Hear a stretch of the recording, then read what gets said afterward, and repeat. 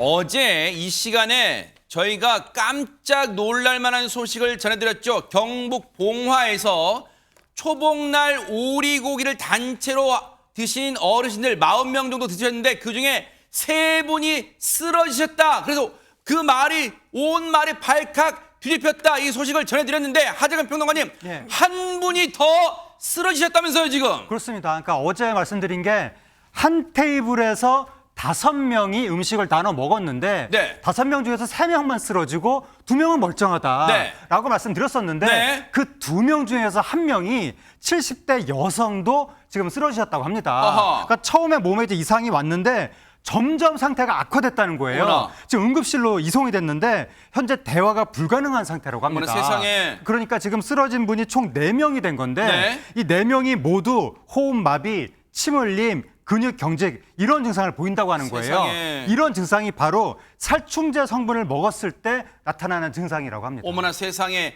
지금 그 쓰러진 4명 지금 모두 그 어르신들 지금 중태 지금 상당히 심각합니다. 그런데 4분 모두 같은 테이블에서 식사하신 분이에요. 애초에 어제까지는 3분이 쓰러졌잖아요. 그때 당시에 그 광경을 목격하신 분 얘기 들어보시고 이어가 보도록 하겠습니다. 5사람이 따로 식사를 했어요. 그 중에 3사람이 쓰러진 거라. 둘은 타고시다. 할머니 회장은 집에 갔다가 회원이 쓰러졌다 하니까 저 회관이 왔는 게라. 그 할매들이 점심 먹고 앰뷸런스 실내 갔다는데 왜 이러면 좋냐고 하고 회장이 딱 쓰러져 버리는 거. 입에서 이상하게 오물 비슷하게 쫙 나오고 전신이 다 마비됐어. 이제 안 깨어나는 거지.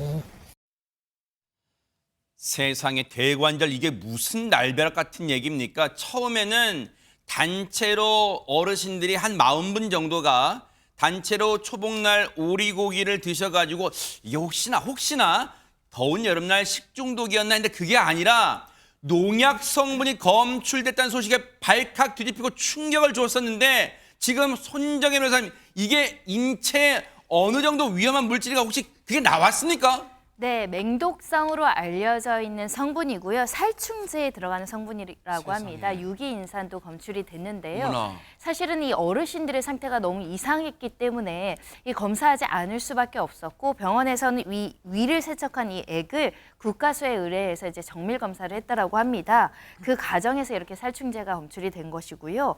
특히 이 소변과 혈액에서는 현재로서는 농약 성분이 검출되지 않은 것으로 알려졌지만 병원에서는 다시 정밀 검사에 들어간 상황이고 경찰에서도 이 혈액을 채취한 부분 혈액 검사를 국가수에 또 별도로 요청한 상황입니다. 하하. 이수정 교수님, 사실은 보세요.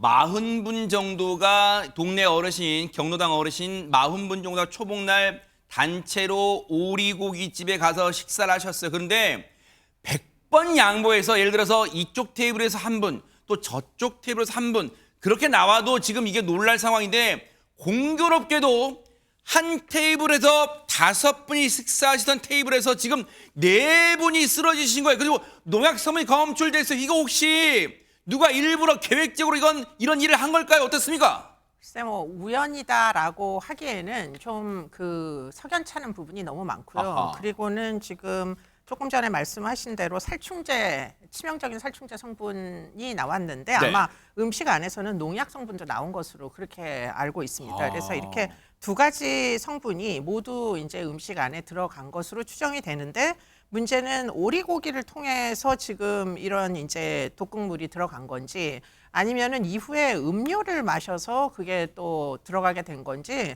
그 경위는 지금 어떤 경로로 농약을 음독하게 됐는지는 지금 수사를 하는 와중에 있는 것으로 보입니다. 아하. 예컨대 지금 그 경위에서 만약에 음료다. 그러면 음료에 접근한 사람을 수사를 좀 더 해봐야 될 것으로 보여서 이게 사실은 우연히 이런 이제 오리고기가 오염이 돼가지고 식중독에 걸리는 이런 상황은 아닌 것으로 보입니다. 아하. 지금 농약 성분이 검출됐다는 것은 누군가, 지금 경찰도 그렇게 보고 있잖아요. 누군가 고의로 일부러 농약 성분을 집어넣었을 가능성을 지금 높게 보고 있는데 사실 여러분도 기억하실 거예요. 김묘성 기자님, 사실 이제 지방 농촌 지역에서 농약으로 인한 어떤 고의로 농약 성분을 넣어서 이 큰 일이 벌어진 사건이 한두 번이 아니었잖아요. 네, 그렇습니다. 잊을만 하면 종종 벌어지는 사고가 바로 농약 테러 사건인 것 같은데요. 그래서 과거의 이야기들을 하나씩 짚어보고자 합니다. 네네. 먼저 2015년입니다. 경북 상주에서 벌어진 일인데요. 초복 다음 날 이런 일이 있었습니다. 마을회관에서 할머니 6분이 사이다에 농약이 든 줄 모르고 마셨다가 2명이 숨진 사건이 있었습니다. 세상에. 그때 당시 유일하게 사이다를 마시지 않은 80대 할머니가 범인이었습니다. 이 범인인 할머니는 주민들과 화투놀이를 하다가 다투고 범행을 결심했다라고 알려서 많은 사람들에게 충격을 안겼는데요. 세상에, 아유. 이 할머니 결국 대법원에서 무기징역형을 받았습니다. 아하. 그리고 2016년에도 있었습니다. 이때는 경북 청송군에서 있었던 일인데요. 네. 주민 2명이 농약이 섞인 소주를 나눠 마셨다가 한 명이 숨졌습니다. 아이고. 경찰 수사를 해보니까 누군가 고의적으로 농약을 넣은 소주를 김치 냉장고에 있던 다른 소주병 사이에 넣은 것으로 추정이 됐었습니다. 아하. 그런데 수사 중에 용의자가 사망을 했고요. 이 해당 용의자는 마을 주민과 역시 불화가 있었습니다. 아하. 그리고 2018년에도 비슷한 일이 있었습니다. 네. 이때는 아침 식사를 함께 하기 위해서 크게 고등어탕을 미리 끓여놨었는데 미리 맛본 주민 한 명이 구토 증상을 보인 거예요. 아. 고등어탕에는 역시 저독성 농약이 들어 있었고요. 기억나네요, 이제 보니까. 네, 범인인 60대는 역시 마을 주민과 불화, 갈등이 있었습니다. 세상에.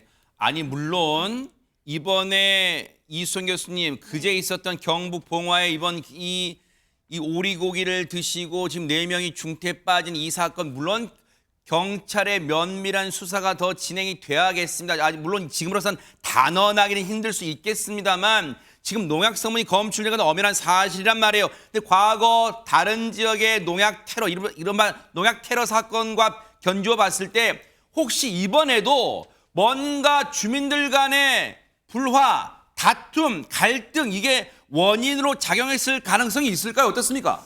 그랬을 개연성이 굉장히 높다고 보이는 게 만약에 이 식당에서 해코지를 할 생각이었으면은 식당을 간 분들이 40분이나 되잖아요. 아, 맞아요. 그러니까 그분들 모두에게 뭐 고의가 아니더라도 식중독이더라도 여러분이 사실 이런 이제 고통을 경험을 공유를 하셨을 텐데 그랬겠죠, 네. 그게 아니라 지금은 그 중에서 한 테이블에 함께 앉아서 식사하시던 분만 지금 이런 사건에 이제 노출이 되다 그랬죠. 보니까 이분들의 관계가 뭐냐 하는 거를 수사를 하는 게 지금 굉장히 필요해 보이고요. 아. 이전에 일어났던 사건들 말씀을 해주셨지만 거의 대부분이 알고 있는 사람들끼리 아. 이웃 주민들끼리 지금 이런 이제 불화 때문에 원한 때문에 이런 것들이 오래오래 묵은 그런 이제 갈등이 이렇게 표출이 되는 경우가 있어서 아하. 지금 이 관계를 좀 분석을 해보면 누가 지금 문제가 심각하게 이제 연루가 네. 됐는지 알 수도 있지 않을까 하는 생각이 듭니다. 네.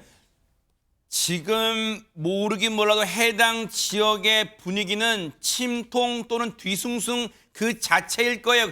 그렇기 때문에 더더욱 빨리 이 사건의 용의자를 찾는 게 급선무일 것 같은데요. 경찰 얘기 들어보시고 이어가 보도록 하겠습니다. 이 세척물에서 잔량이 조금 나왔어요. CCTV 다 있기 때문에 다 보이잖아요. CCTV가 없는 게 문제지. 앞으로 이렇게 하면서 닥쳐질 문제입니다. 아, 식당이지만 그리고 보세요.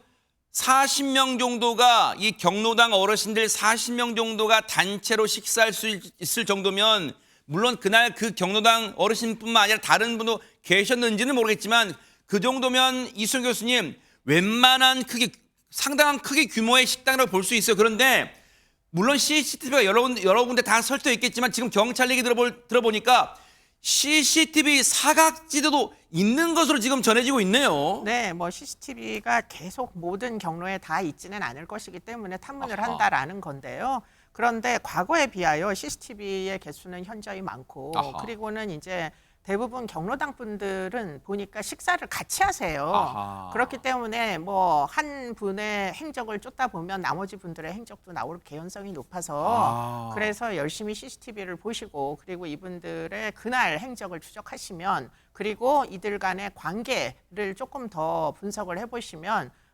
뭐 그렇게 어렵게 미제에 빠지거나 이렇게 될 사건은 아닌 걸로 보입니다. 네. 네. 이 사건으로 지금 그 해당 지역은 뒤숭숭한 분위기일 거예요. 반드시 이 사건의 용의자 이 방송 끝나고라도 찾아냈다는 소식 들려오기를 기대를 해보도록 하겠습니다.